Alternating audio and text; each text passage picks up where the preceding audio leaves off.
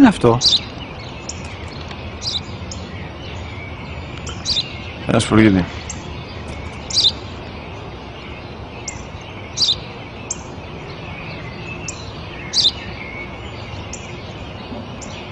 Τι είναι αυτό?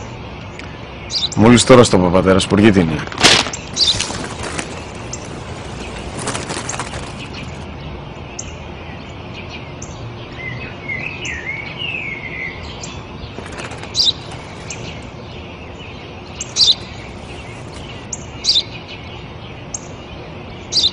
Τι είναι αυτό? Ένα σπουργίτη είναι, πατέρα. Ένα σπουργίτη. Σπου-γι-τι!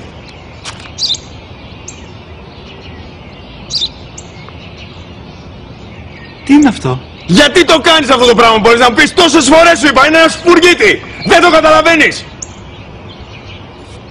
Πού πας?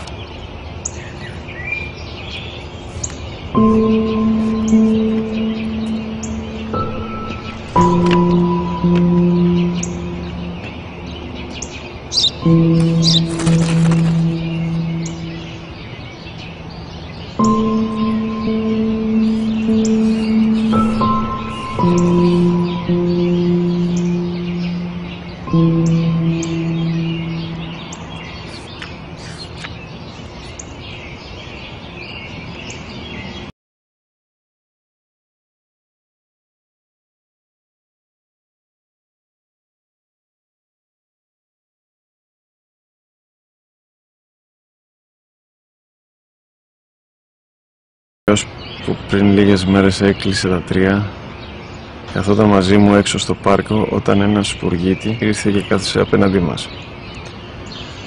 Ο γιος μου με ρώτησε 21 φορές τι ήταν αυτό και του απάντησα και τις 21 φορές ότι ήταν